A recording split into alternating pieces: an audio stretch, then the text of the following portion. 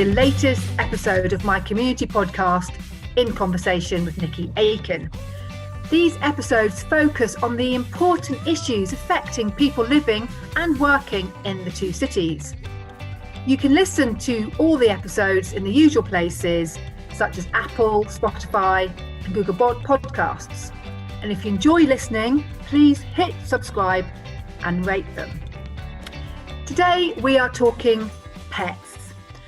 Many people I know have bought pets in the last year as a result of lockdown and people being at home a lot more and feeling that they wanted company.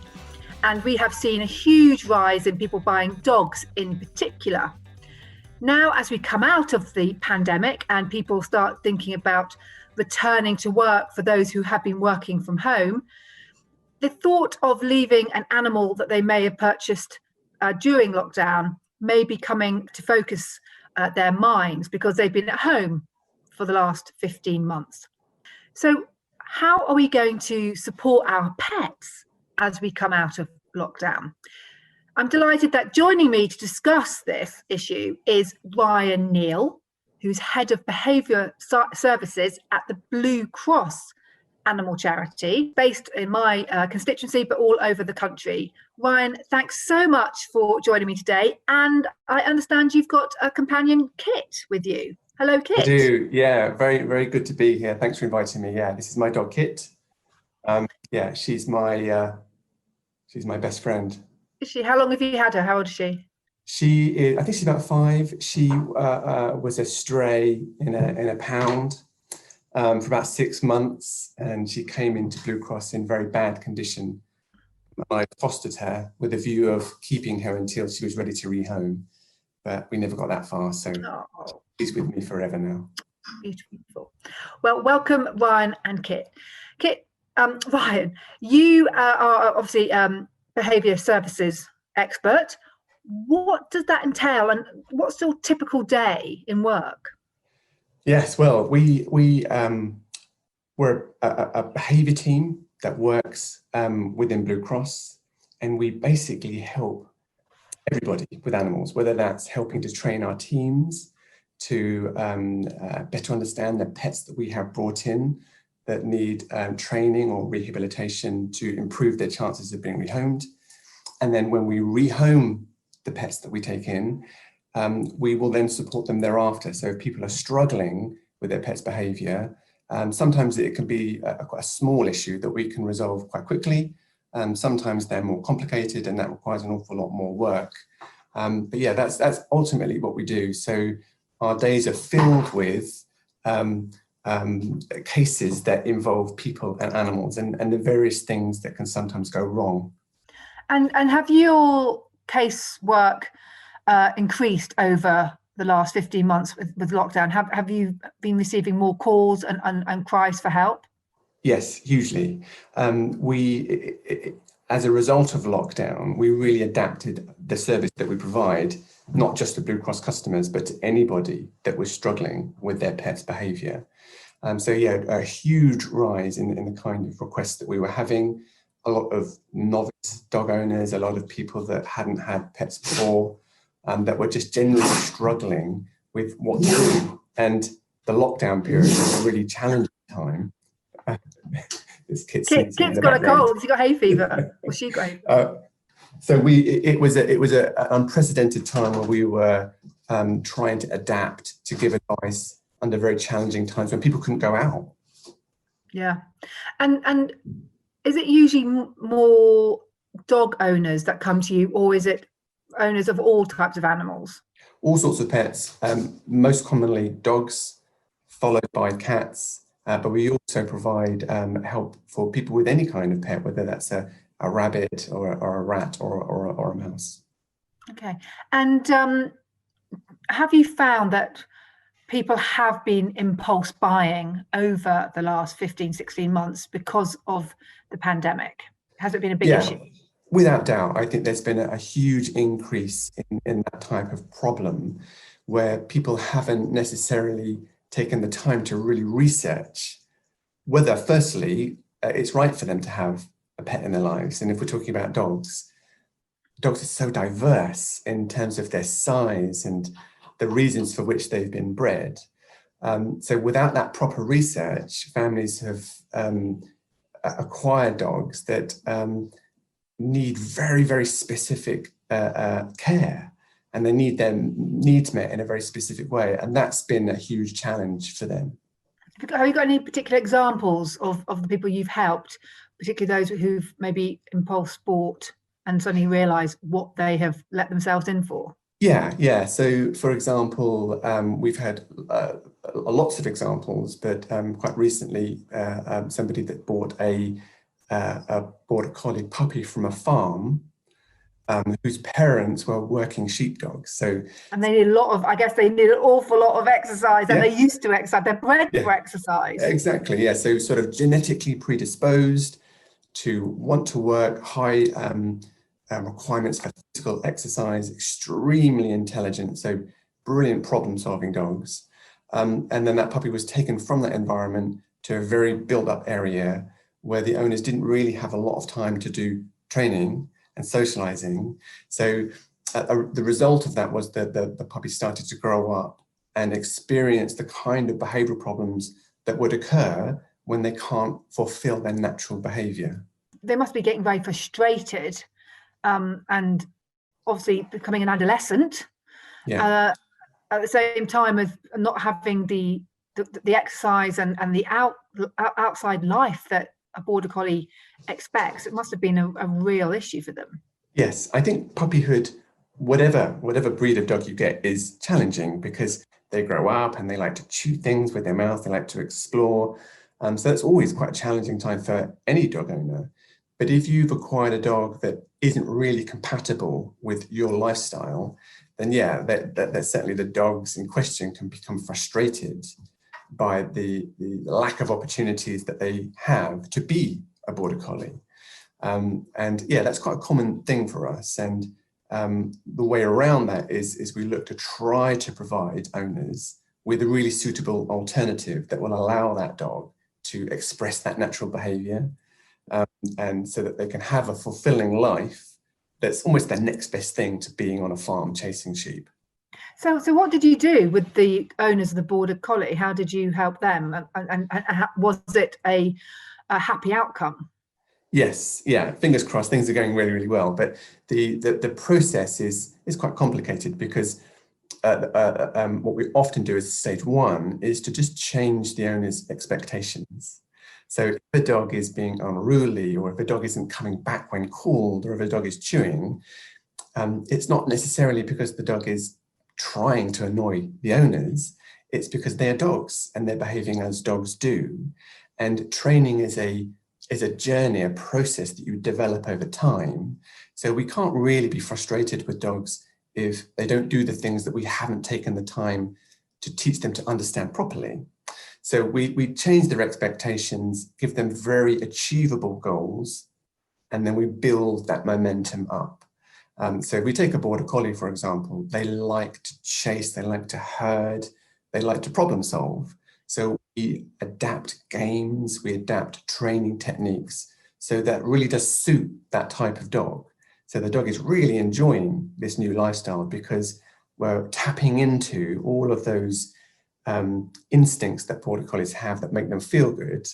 And it's like anything. If the task that someone sets you is enjoyable, you like doing it. If it's not very fun, then you're not so inclined to want to do it again. So training and learning, whether that's for people or animals, should be fun, and it should encourage the learner to want to keep learning. Looking at the opposite issue, so many people who can have worked from home, and so animals, particularly cats and dogs, who are used to perhaps not having people around in the day, and maybe not, dogs not used to going for walks in the middle of the day. They may have a walk in the morning and then in the evening. Their lifestyles have had a bit of a change over the last 15, 16 months with more people at home. So does that have a knock-on effect for an animal in a good or a bad way? Yeah, absolutely. I think that you're absolutely right. And I think if we had to spend all of our time with, locked in a house with people, as we did in those early stages of lockdown, tensions would run high because you're used to just having your own time, or you're used to going to work and having that big break. And we found that there were problems resulting in that period where children that weren't going to school were continuously chasing the rabbit around in the garden for fun and for entertainment. And cats that are used to having the day to sleep were being played with. So there was pressure being placed on those relationships. And in some cases, those pets, in frustration or because their tolerance was being sort of pushed, started to react defensively. So we had a period where a lot of really well-adjusted pets were starting to get really fed up with the constant attention they were getting from their family members. And the advice that we were giving was to just respect their space and to leave them alone and to... That's fascinating, isn't it, Ryan? Because, we've had so much emphasis on our own well-beings and our own mental health that I think very few people have really understood the knock-on effect for animals' mental welfare. Yeah, massively. Yeah. And all animals are individuals distinctly. So when we look at dogs, they're so diverse. So you have different breeds of dogs, but then within those breeds, you also have individuals.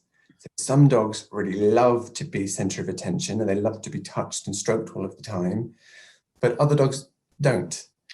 And you have to really understand the dog that you have or the pet that you have and respect them for who they are. And a relationship is a two-way thing. So I might want to cuddle my pet because I'm feeling lonely, but if it's an experience that they're not going to enjoy, then I have to respect that. We're trying to help to educate people to better understand their pets so that they can really maximize on the potential that relationship can have. Yeah, it's absolutely fascinating. Now, obviously, we're coming out of restrictions. We've had restrictions lifted as we've gone through the roadmap, and fingers crossed, we will be enjoying Freedom Day on the 19th of July. And with that, I think we've seen since about April more people deciding to come back to the office if they've worked from home. And we hopefully see more and more of that, though there's likely to be a hybrid system for many people just coming into the office 2 or 3 days a week for the foreseeable future. So going back to my point about animals, lives have changed dramatically over the last year or so with having families at home more. Now we're going to be seeing a transition of families leaving and being out of the house, perhaps not full-time, but more likely to be several days a week. How is that going to affect their pets? And what should pet owners who are in that situation start to think about how they transition their own pets and give the pets, some understanding that they are going to be left on their own? I mean, probably some animals can't wait to their families to be out of the house and are counting down the days. But yes. Seriously, it is going to be a major change for many, particularly dogs and cats. No, you're absolutely right. And my advice is to really start now. If as you say, a lot of people are doing a phased return, or we're just starting to talk about that process now, and not to delay giving your pets the experience of varying degrees of separation from human contact. And that can start very, very small. So for example, in the evening, every time Coronation Street is on, I'm going to get a Kong, which is a very sort of well-known dog toy, sort of a hollow where you can sort of pack meat inside, but it can be anything. I'm going to put that in another room. So for the duration of my favorite TV program, my dog is away from me, having a very pleasurable experience on her own. And that's one experience that I can be giving on a regular routine that starts to give her the experience of what that feels like and the fact that it's okay. And if it's a really lovely day, the feeling is, oh, it's a really lovely day, let's grab the lead, let's take the dog out for a walk.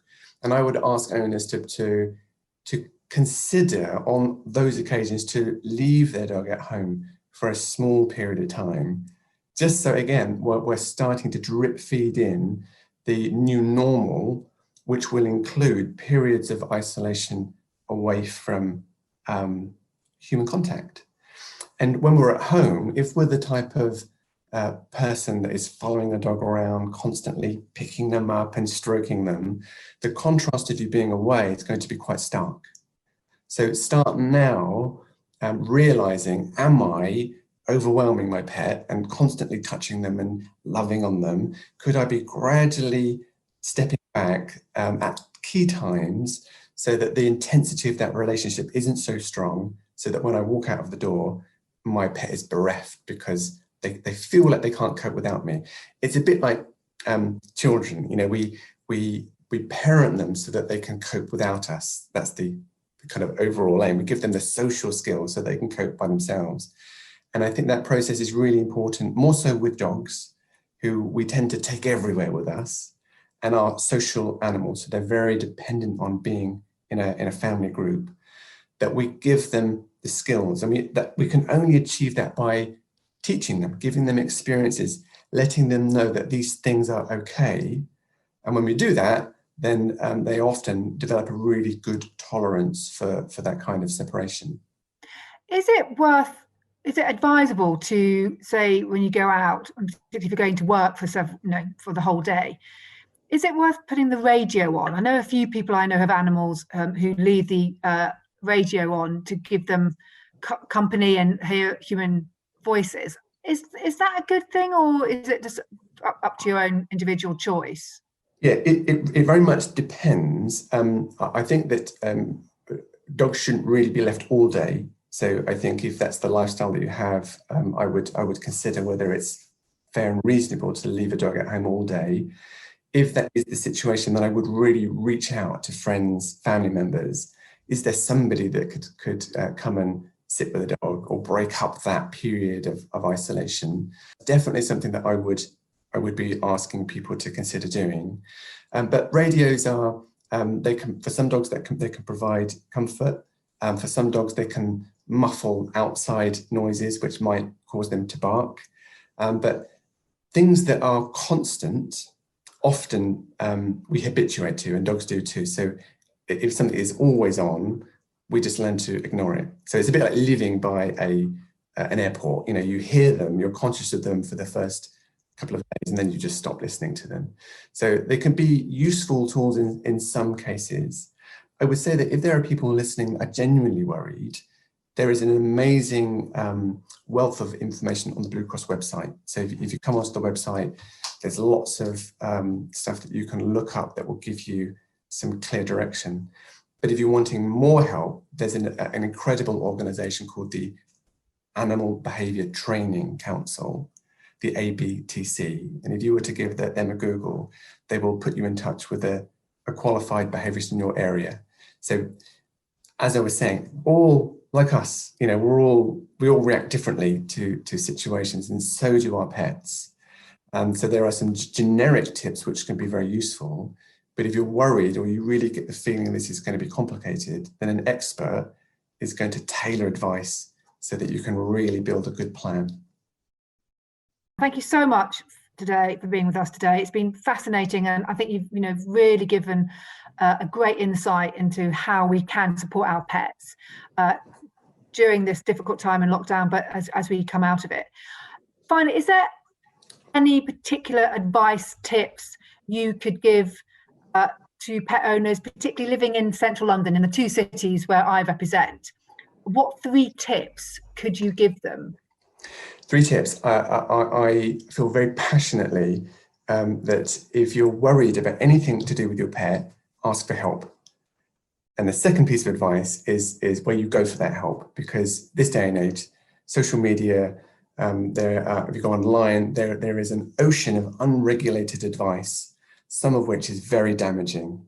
So ignore Google and go to places like the Blue Cross, go to the ABTC, speak to the experts, because they can give you that really strong, well-founded, evidence-based advice that's going to help you.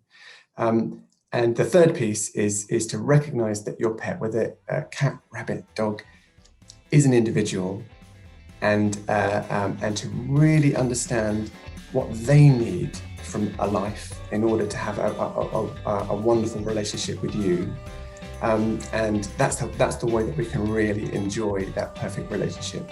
Thank you so much, and thank you, Ryan, for all you do to support pet owners and pets and your team and everybody at the Blue Cross. It's a fantastic organisation, and there is help available on the Blue Cross website. So if you are returning to work and soon, and you are concerned about your pets, then do check out all their advice on their website. And thank you for joining us. And Kit, wherever Kit is, thanks, Kit. Can we have one last look at Kit? Thank you, Kit, for coming on and joining us. And there you are. Thanks. Oh, look. Hello, Kit. Goodbye, Kit. Thanks, everybody, and take care. You're welcome. Thank you.